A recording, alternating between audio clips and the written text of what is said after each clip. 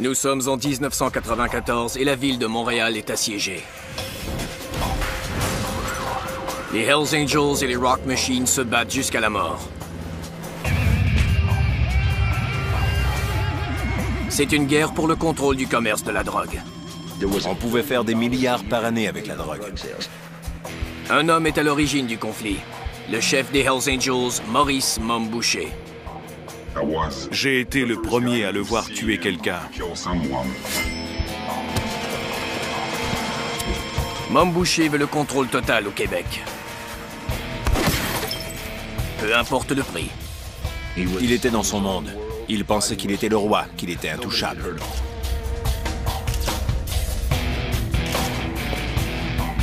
Pendant un moment, c'est une tuerie entre motards. Jusqu'à ce que des civils soient pris entre deux feux. Le public exige une intervention. Les policiers doivent faire tomber Mom Boucher. Ils trouvent l'arme dont ils ont besoin. Un délateur prêt à trahir les Hells Angels. Mais ce délateur a un passé criminel chargé, en plus d'être une étoile montante des Hells Angels. Si les policiers veulent arrêter Mom Boucher, ils devront conclure un pacte avec le diable.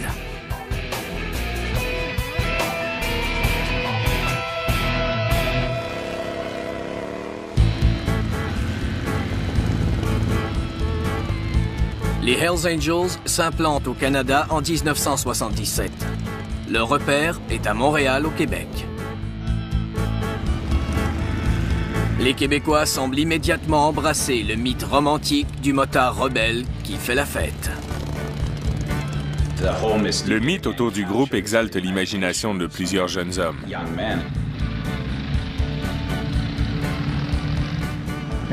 C'est difficile à expliquer. On l'a en soi, c'est une partie de soi-même. J'étais très jeune la première fois que j'ai vu un groupe de motos passer. Et j'ai su que ça allait être ma vie. Ils formaient le 1% de la population qui n'obéissait à aucune règle. J'avais 17 ans et je voulais être comme eux. La grosse Harley, la grosse voiture, les belles filles, comme dans les films. Pour moi, c'était très tentant. Les gens viennent nous voir, nous donnent une tape dans le dos. On sent qu'on fait partie de la famille. On peut faire ce qu'on veut tant qu'on ne se fait pas prendre. C'est une bonne sensation. Mais les Québécois découvrent rapidement la vérité sur les Hells Angels. Ils mettent sur pied une organisation criminelle impliquée dans l'extorsion, la prostitution et le commerce de la drogue. Les motards sont prêts à faire preuve de violence sauvage pour arriver à leur fin. Si vous contrariez les Hells Angels, si vous les escroquiez, ils vous tuaient. Sans hésitation, ils vous tuaient tout simplement. Cette violence sert à protéger et à faire prospérer l'empire criminel. Dès qu'on accepte d'utiliser une telle violence, notre pouvoir augmente. Et on découvre qu'on peut exploiter toutes sortes de facettes du crime organisé. Un homme est responsable d'avoir transformé les Hells Angels en l'une des machines criminelles les plus puissantes que le pays ait connues. Son nom est Maurice Mom Boucher.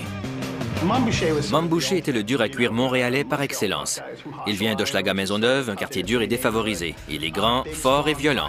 Il avait été arrêté plusieurs fois avant d'être motard. Mom Boucher abandonne l'école en secondaire 3. Il se retrouve rapidement dans les rues de la ville, où la drogue et le crime lui permettent de fuir la pauvreté de sa famille. J'ai été le premier à le voir tuer quelqu'un en 1979 ou 1980 à la prison de Bordeaux. Il voulait déjà prouver qu'il était quelqu'un. La fraternité virile des bandes de motards attire Mom Boucher. En compagnie de son ami Salvatore Casetta, ils fondent une bande appelée les SS. Il prépare ainsi son rêve de joindre les Hells Angels. En 1985, sa chance se présente.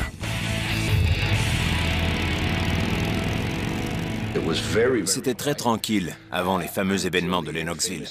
Je crois que c'est là que tout a commencé. En 1985, il y a 2 chapitres des Hells Angels à Montréal. Les membres du chapitre de Laval sont surtout intéressés à avoir du bon temps. Ils consomment souvent la cocaïne qu'ils sont censés vendre.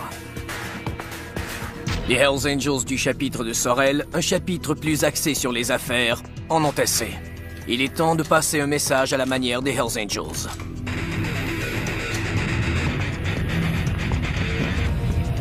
Ils invitent les membres du chapitre de Laval à une réunion à Lennoxville, où ils abattent leurs propres frères, éliminant ainsi la totalité du chapitre de Laval.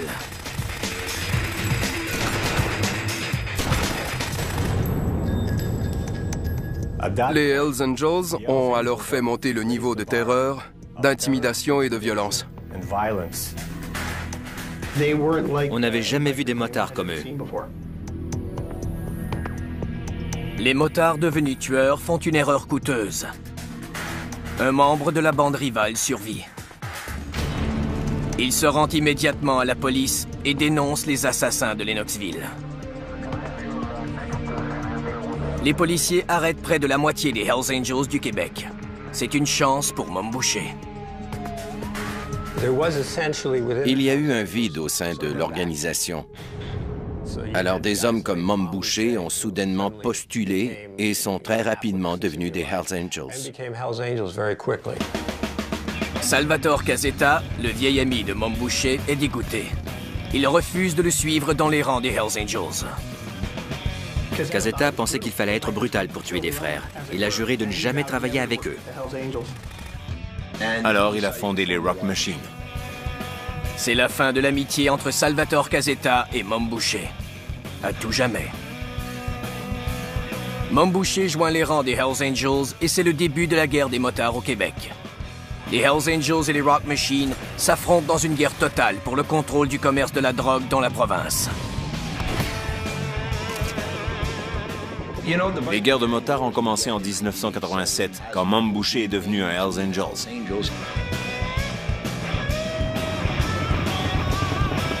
Mom Boucher a pour les Hells Angels des visions de domination, de pouvoir et de richesse.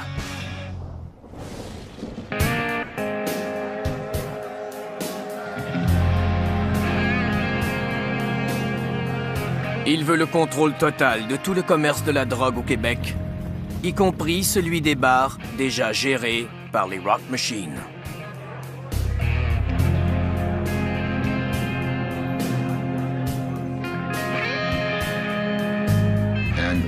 Il visitait tous les bars de Montréal qui n'étaient pas déjà contrôlés par les Hells Angels.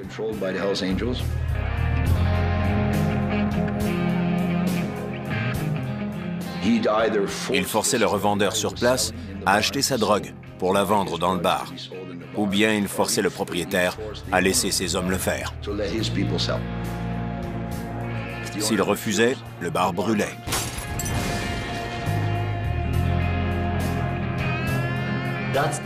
C'est l'intimidation, la clé du succès des Hells Angels. On pouvait faire des milliards par année avec le commerce de la drogue. Le fait que des Rock Machine vendent un peu à tel ou tel endroit ne le privait pas vraiment. Mais il était égocentrique et il voulait tout avoir.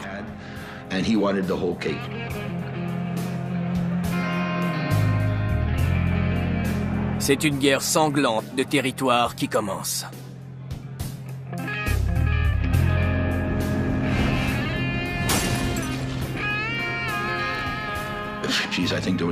Il y a eu 150 incendies en 2 ans et demi. Ils mettaient sans arrêt le feu à des bars. Il y avait des bombes, des fusillades. On portait des gilets pare-balles tous les jours. J'avais toujours une arme à feu et j'ai très souvent changé de voiture. Pour vous donner un exemple, j'ai acheté un petit interphone, le genre qu'on met dans la chambre d'un bébé pour l'entendre quand il se réveille. C'est la meilleure chose qu'on puisse mettre dans une voiture. La nuit, on peut entendre quelqu'un entrer dans la voiture ou marcher sur le terrain.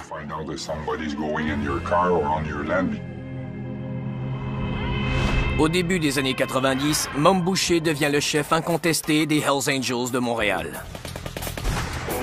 Bien que sa bande et celle des Rock Machine s'entretuent régulièrement, le public ferme les yeux. Après tout, ce ne sont que des criminels qui en éliminent d'autres. Mais les policiers sont de plus en plus préoccupés par la violence des motards. Toutefois, ils font face à des problèmes majeurs. Ils n'arrivent pas à s'introduire dans le monde impénétrable des Hells Angels. Les techniques habituelles de surveillance ne donnent rien.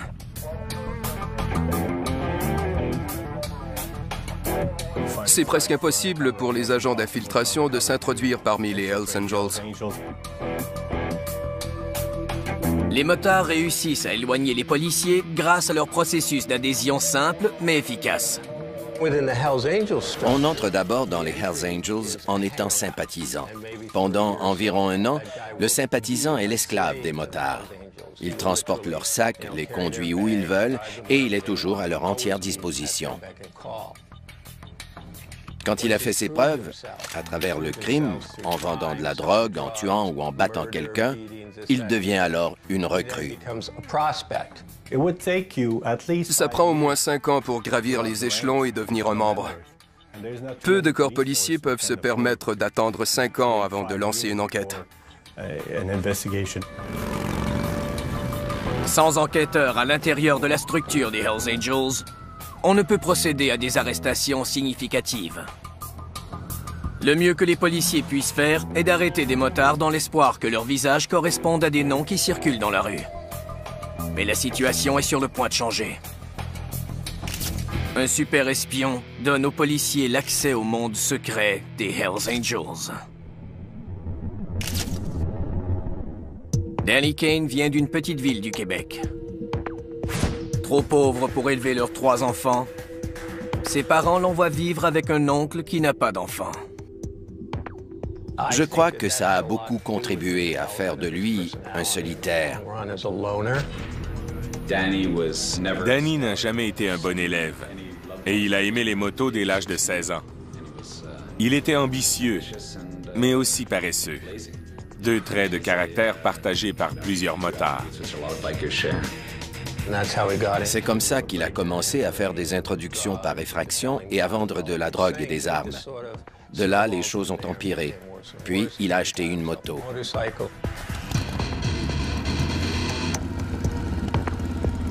De 17 à 24 ans, Danny Kane accumule les accusations criminelles et il écope d'une peine de 10 mois. Il avait presque battu à mort 2 hommes qui lui avaient volé des armes. Pendant qu'il les frappait avec un fusil, un des fusils a fait feu et a atteint l'un des hommes à la tête. C'était la première fois qu'il écopait d'une peine de prison assez longue, mais ça lui a donné les antécédents nécessaires pour être impliqué avec les Hells Angels. À sa sortie de prison à l'âge de 26 ans, Danny va directement vers les Hells Angels. Son rêve est de devenir un membre à part entière. C'est eux qui le feraient grimper au sommet du monde criminel, là où il voulait être. Devenir un Hells Angels était sa façon de faire de l'argent, d'obtenir du pouvoir et du respect, et en fait d'être remarqué. En plus de son passé criminel, Danny possède certaines qualités qui plaisent aux Hells Angels haut gradés. Il ne consomme pas de drogue et il ne se plaint pas comme le font plusieurs autres motards. Sa faiblesse est le sexe. Danny est toujours au lit avec différentes personnes. Et le mépris d'une ancienne flamme le conduira un jour à sa perte. Danny Kane s'est bâti toute une réputation. Il est sorti de nulle part. Il a pris du poids et il est devenu un revendeur et un collecteur très intimidant. Il a beaucoup travaillé pour des membres haut placés des Hells Angels de Montréal. L'un de ses membres haut placés est le président national des Hells Angels, Walter Stadnick. Pendant que Mom Boucher sévit au Québec, Walter Stadnick veut contrôler de nouvelles régions du Canada.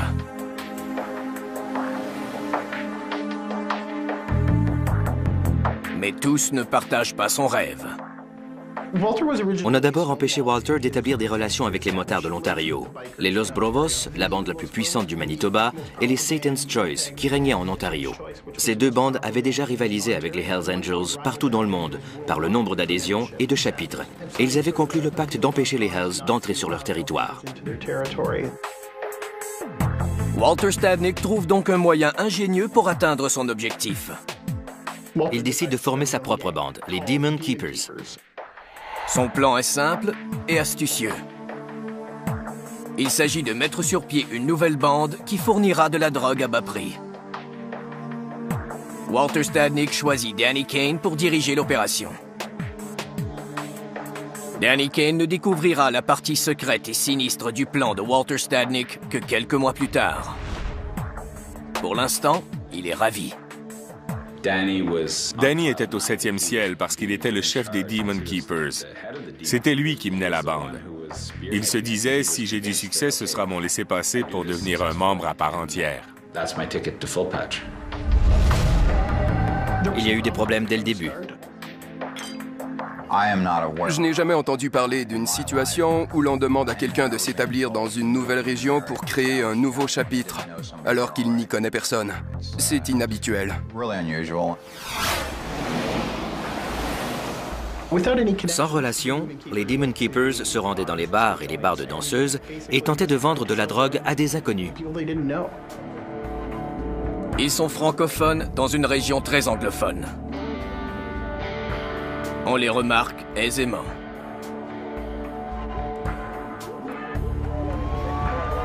Le 1er avril 1994, on arrête Danny Kane. Ils ont trouvé de la drogue, des armes et un coffre rempli de vestes aux couleurs des Demon Keepers. Les policiers savaient ce qui se passait. Danny Kane a porté le blâme, même s'il était celui qui avait le plus à perdre, parce qu'il avait déjà été condamné et emprisonné. Walter a assuré à Danny qu'il ne le blâmait pas pour cet échec des Demon Keepers et qu'il était le bienvenu à Montréal. Mais il n'a pas fait d'autres promesses. Il n'a pas fait de lui une recrue, ni un membre. Danny était vexé. Il était machiavélique de plusieurs façons. Il avait dit à Danny et aux autres hommes qu'ils allaient là pour contrôler le territoire. En fait, il savait qu'il n'avait aucune chance de réussir.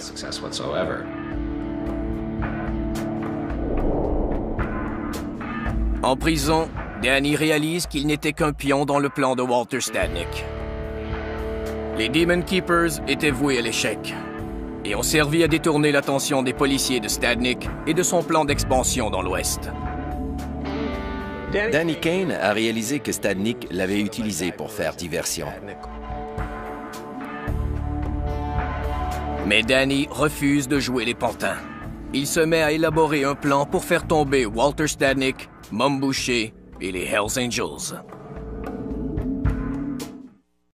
Dans les rues de Montréal, des bandes de motards rivales s'affrontent pour le contrôle du commerce de la drogue dans la ville. Les policiers sont incapables de percer le mur du silence qui entoure les Hells Angels. Mais une fissure se dessine. Danny Kane, un associé des Hells Angels, est en prison. Il croit avoir été la victime d'un coup monté par Walter Stadnick, le président national des Hells Angels, et il veut maintenant se venger. Il était furieux d'avoir été utilisé par les Hells Angels et d'être maintenant en prison. Je crois que c'est ce qui l'a décidé à venir nous voir. Après 6 mois derrière les barreaux, Danny Kane est libéré. Il contacte la GRC presque immédiatement. Danny Kane était un homme très brillant. Il se trouvait très brillant et considérait les autres motards comme de vrais idiots. Il devient dénonciateur pour la GRC. Il voulait se venger des Hells Angels. Les policiers ont enfin une arme secrète. Un super espion au sein de la bande de motards. Pour Danny, les enjeux ne pourraient être plus élevés. Si les motards avaient découvert ou même soupçonné que Danny était un délateur, ils l'auraient tué sur le champ. Et sa mort aurait sûrement été longue et douloureuse. Pour Danny, le risque fait partie de l'aventure. Il adorait la sensation que lui procurait le fait de berner les gens. Il aimait jouer sur les deux tableaux. Il se sentait puissant.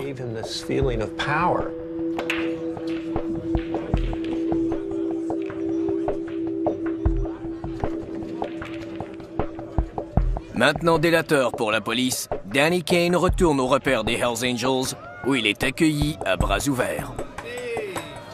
Après avoir purgé sa peine, c'était facile pour lui. Il était là en prison, n'a pas dit un mot, et à sa sortie, il avait déjà des relations avec les Hells Angels. Il avait toujours fréquenté les plus hauts placés. Il a toujours été une sorte de serviteur. Il était l'un de ceux qui faisaient tout ce qu'il demandait. Pour le moment, Danny se satisfait de son rôle de soldat. Un rôle qui lui donne accès à des informations qu'il peut ensuite transmettre aux policiers. Quand il visitait la GRC, les réunions étaient très brèves. Les réunions secrètes ont lieu dans des chambres d'hôtel 3 fois par semaine. Danny reçoit d'abord 1 000 $ par semaine, et toujours en argent comptant. En échange, les policiers obtiennent des détails au sujet des attaques planifiées par les Hells Angels, des meurtres qu'ils ont commis et le nom des prochaines victimes. En plus d'être délateur pour la police ainsi qu'un sympathisant des Hells Angels, Danny partage sa vie avec sa conjointe, Patricia. Il tente d'être un homme de famille normal, un conjoint et aussi un père pour le fils de Patricia. Son travail était son travail. Aussitôt qu'il rentrait à la maison, il était simplement Danny, sans insigne ni rien. Le bon vieux Danny. Pour survivre, Danny mêle rarement les deux mondes.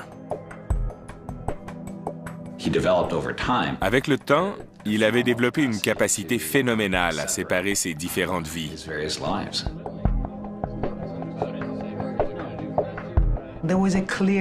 Il y avait une ligne très nette entre ce qu'il faisait et nos vies.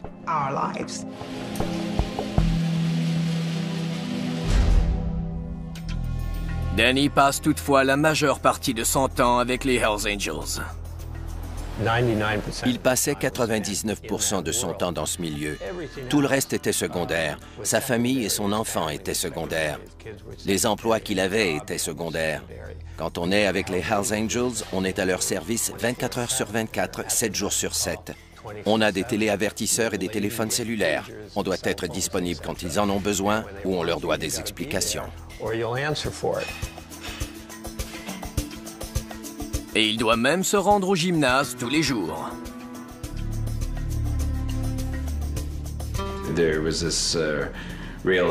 Les Hells Angels du Québec avaient cette esthétique de super-héros. Ils avaient tous des cuisses et des biceps ridiculement développés. Même au gymnase, Danny Kane observe et écoute Maurice Momboucher. Il emmagasine des informations, notamment ses plans de faire sauter les barres et les repères des Rock Machine. Il donnait beaucoup d'informations au sujet des organisations, des gens impliqués, de ceux qui fabriquaient les bombes et où elles seraient posées dans la ville.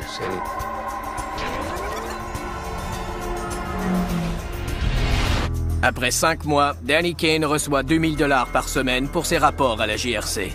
Ce qui fait de lui le délateur le mieux payé de l'histoire. On ne peut sous-estimer le côté financier. Et Danny dépense son argent rapidement, surtout avec des femmes séduisantes. L'argent a toujours été très, très important.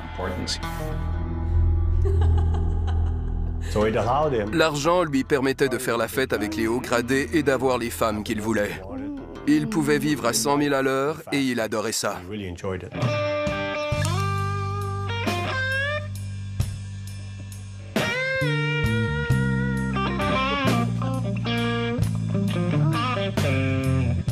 Au fond de lui-même, Danny adore la vie de motard.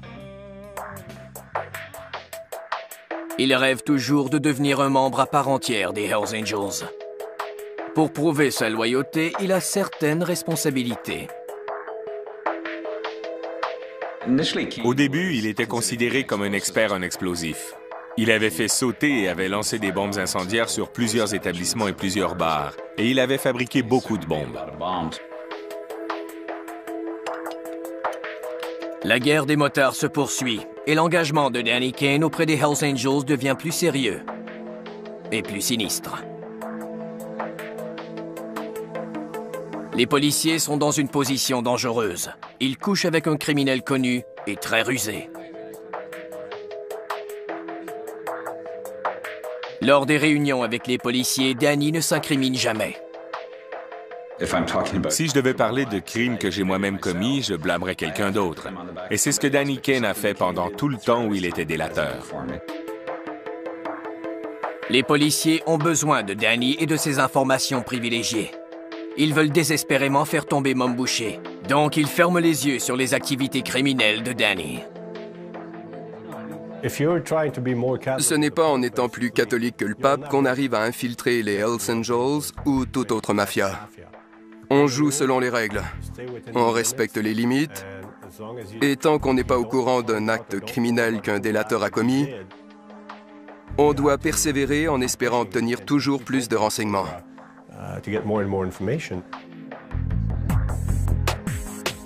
Pendant que Danny Kane joue sur les deux tableaux, Mom Boucher devient de plus en plus puissant en s'appropriant le territoire rival. Mais ce n'est pas si facile. Les Rock Machines se défendent.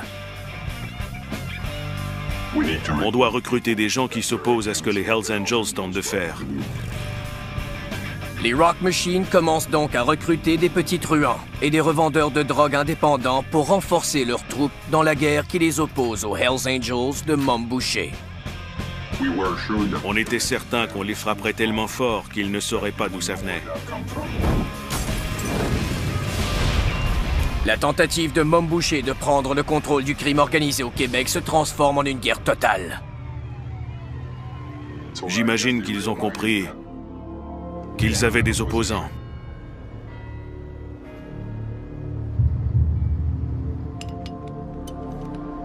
Tout change le 9 août 1995. Dans un quartier résidentiel tranquille, les Hells Angels posent une bombe visant un rival, faisant pour la première fois une victime innocente. Un éclat de métal tue Daniel Desrochers, un garçon de 11 ans qui jouait avec des amis.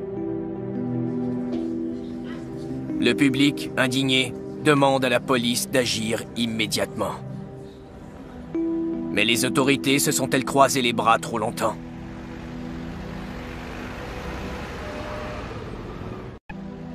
La guerre opposant les Hells Angels aux Rock Machines s'étend maintenant dans les rues de Montréal.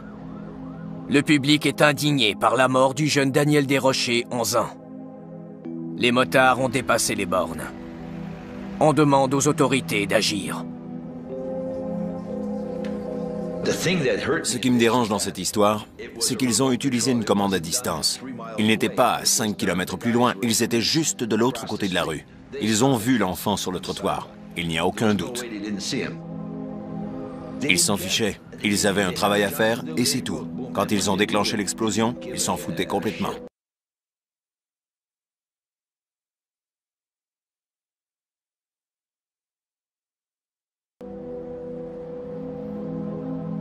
Maurice Mom Boucher ne semble pas préoccupé par la mort de Daniel Desrochers. Un enfant était mort, et le jour suivant, on le voyait sourire alors qu'il savait que c'était sa bande qui avait fait sauter le Jeep. On s'est mis à le détester. On ne pouvait pas aimer cet homme. Les policiers agissent rapidement. On crée une unité spéciale qui a pour unique objectif de faire tomber Mom Boucher et les motards. Le public était fou de rage. Il voulait que la police double ses effectifs et qu'on nous donne des millions. Les gens étaient prêts à ce qu'on attaque les motards.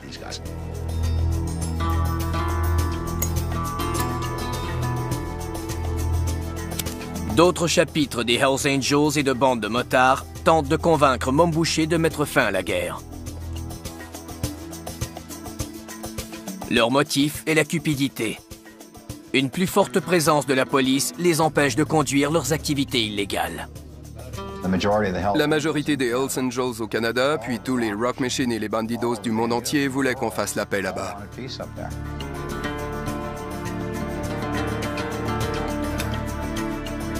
Mais Mom Boucher refuse. Il ne mettra pas fin à sa campagne pour contrôler le Québec.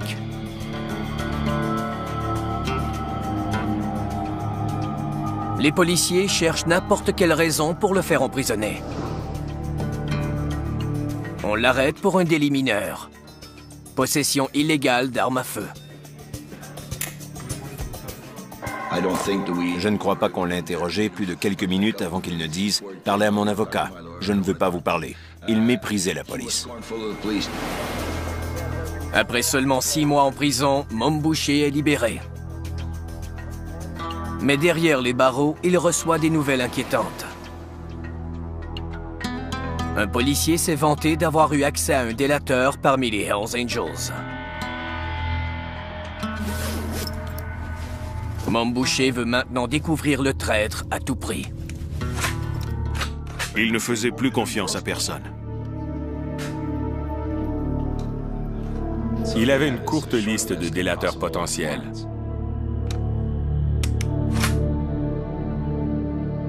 Peu après, Danny Kane a reçu un appel lui demandant de se présenter immédiatement au repère de Sorel.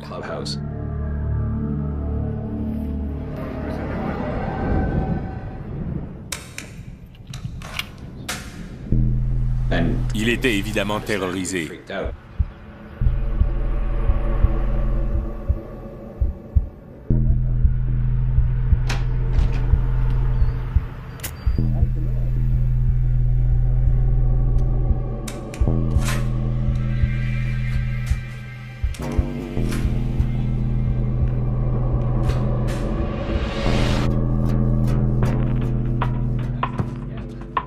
La peur de Danny Kane est injustifiée. Il y a un autre traître au sein de la bande. On a révélé qu'un membre assez haut placé des Hells Angels, en fait le tueur à gages de l'organisation, collaborait avec la police. On place le tueur à gages en garde à vue, et celui-ci dénonce publiquement ses frères des Hells Angels. Mom Boucher est épargné, et maintenant plus paranoïaque que jamais. Les policiers poussent un soupir de soulagement.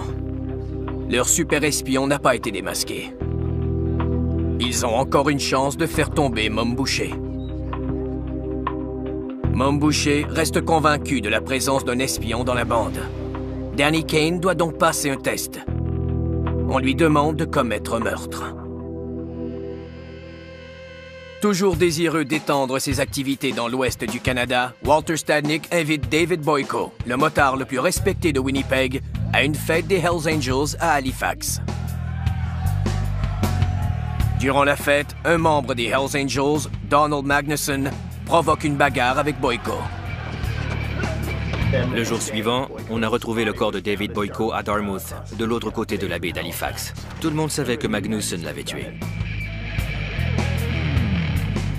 Les Hells Angels étaient furieux qu'on ait invité ce membre des Los Bravos à une fête et qu'il soit assassiné. Ce n'est pas une façon de traiter des invités, surtout quand on aimerait que ce chapitre appartienne aux Hells Angels.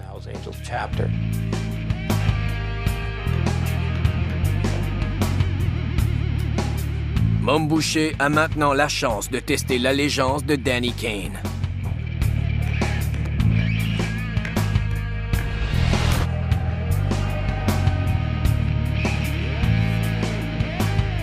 On lui a ordonné de se débarrasser de Magnuson, qui était l'un de ses bons amis.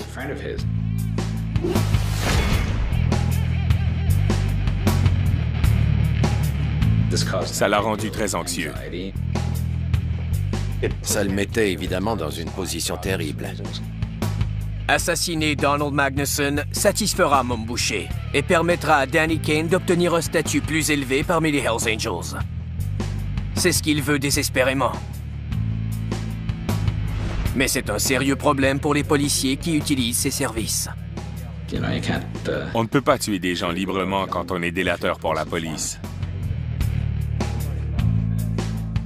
Mais si Danny refuse de commettre ce meurtre, Mom Boucher n'y verra qu'une explication. Danny Kane est un délateur. Maurice Mom Boucher demande à Danny Kane d'assassiner un membre des Hells Angels. Cela pose un sérieux problème pour Danny. Peut-il préserver sa réputation aux yeux de Mom Boucher tout en continuant à travailler avec les policiers? Mais Danny Kane est un expert de la manipulation. Peu après avoir reçu la mission de tuer le motard, il affirme aux policiers que tout est sous contrôle et qu'il a pris les choses en main.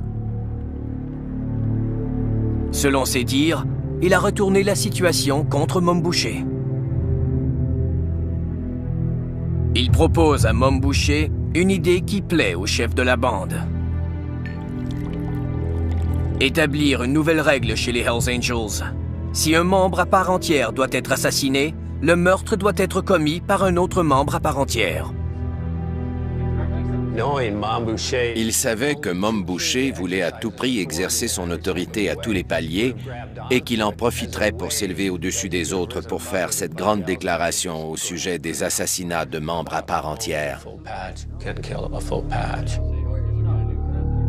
Danny Kane n'a pas à commettre le meurtre. Il n'a pas le statut nécessaire pour assassiner Donald Magnuson, un membre à part entière. Les policiers sont soulagés. Une fois de plus, Danny a évité le désastre. Mais ils n'ont toujours pas assez de renseignements pour faire emprisonner Mom Boucher. Ils ont besoin que Danny obtienne de meilleures preuves.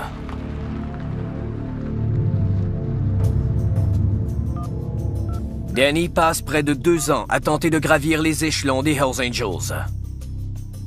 Il demeure pourtant un modeste sympathisant.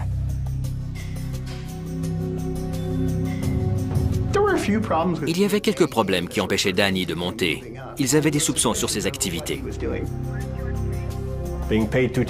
Comme on lui donnait $2000 par semaine, il avait beaucoup d'argent pour payer les repas, l'alcool et le reste. Il avait une grosse voiture. Des membres ont donc commencé à lui demander comment il gagnait tout cet argent. Danny demande l'aide des policiers. Il avait besoin d'une compagnie qui servirait de façade. À l'époque, il vivait à proximité du village gay à Montréal. Les Hells Angels contrôlent déjà les bars du village gay. Danny trouve un nouveau moyen d'exploiter la communauté homosexuelle. Il décide de créer un journal gay gratuit qui s'autofinancera grâce aux annonces personnelles. Les policiers acceptent de régler son problème, mais il doit leur donner satisfaction. Il lui offre 35 000 $ pour démarrer son journal. Quelques personnes y ont placé des annonces personnelles, dont un homme nommé Aimé Simard, un petit escroc spécialiste de la fraude qui vivait avec sa mère en banlieue de la ville de Québec et qui avait toujours des ennuis malgré les efforts de sa mère et de son entourage. Il avait placé une annonce disant qu'il était à la recherche d'un copain. Et Danny répond à l'annonce.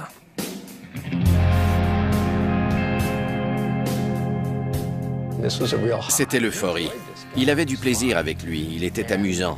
Ils sont donc devenus des partenaires sexuels, des amants.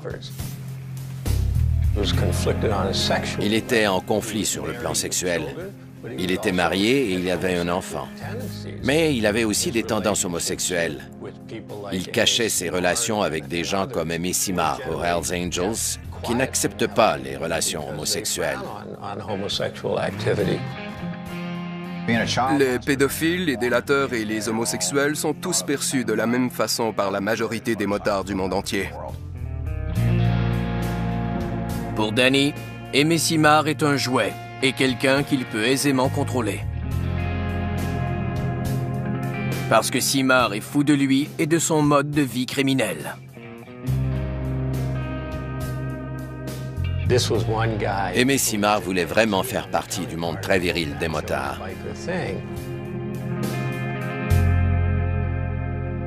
Danny Kane a donc pensé que si les Hells Angels lui demandaient de tuer quelqu'un, il n'aurait plus à trouver d'excuses. Il pouvait utiliser cet homme. Danny commence à présenter Aimé Simard comme une recrue potentielle à ses compagnons des Hells Angels. Puis, il l'implique dans ses activités criminelles.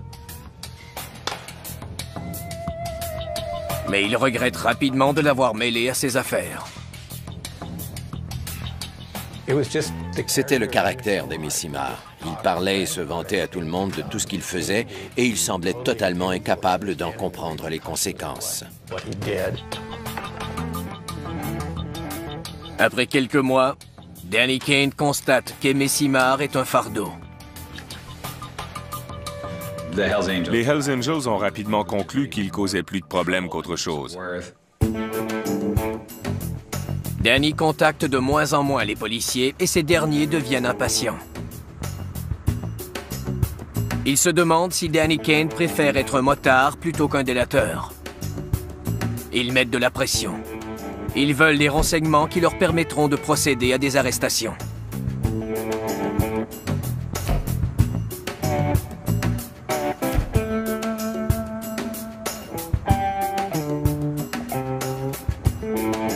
Il dit au policier qu'il a vu Aimé Simard cacher l'arme à feu utilisée pour tuer Jean-Marc Kessy, un petit revendeur pour les Rock Machine. L'arme se trouve dans un casier du gymnase. Les policiers surveillent l'établissement et arrêtent Aimé Simard au moment où il récupère l'arme.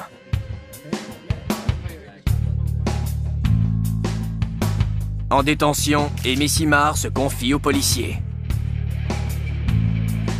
Il leur donne des informations étonnantes.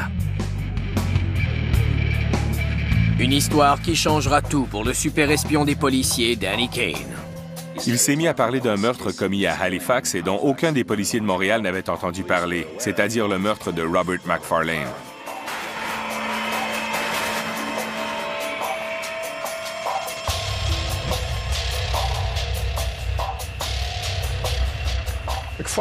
McFarlane était un fauteur de troubles d'Halifax qui prétendait aussi être un allié des Hells Angels.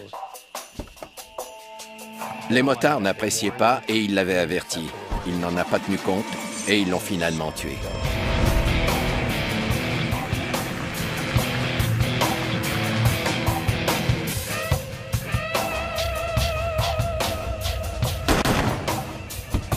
Aimé Simard avait abattu McFarlane.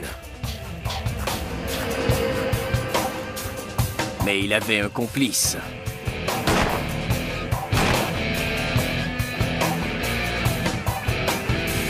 Le super espion de la GRC, Danny Kane.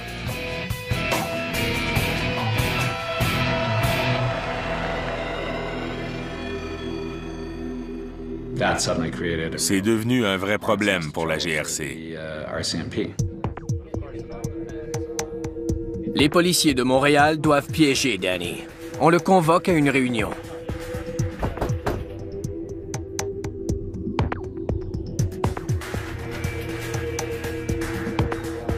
À son arrivée, des agents de la GRC d'Halifax sont sur place pour l'arrêter.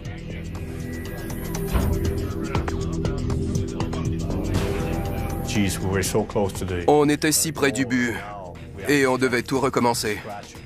On n'a pas le choix. Quand un délateur commet un tel crime, on ne peut plus travailler avec lui. Aux mains de la police locale, Danny Kane est envoyé à Halifax. Kane a probablement été beaucoup trop confiant en pensant que les policiers le protégeraient à tout prix.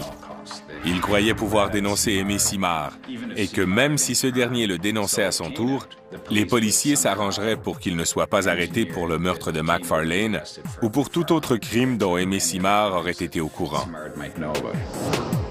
Mais Danny a tort. Il est accusé de meurtre et emprisonné. En 1997, Danny Kane est derrière les barreaux et les policiers sont de retour à la case départ. Leur pacte avec le diable n'a rien donné. Ils n'ont plus accès aux informations privilégiées et la guerre des motards continue. Plus de violence, de sang et de meurtre. Au cours des 5 prochaines années, Maurice Mom Boucher et les Hells Angels feront ce qu'aucune autre organisation criminelle n'a réussi. Ils deviendront le premier empire criminel à régner au Canada d'un océan à l'autre. Ils sont plus puissants au Canada que dans tout autre pays. Et l'on ne semble pas pouvoir les arrêter. Ou presque. Parce que Danny Kane n'a pas encore donné sa dernière performance. Et ce sera de loin la meilleure.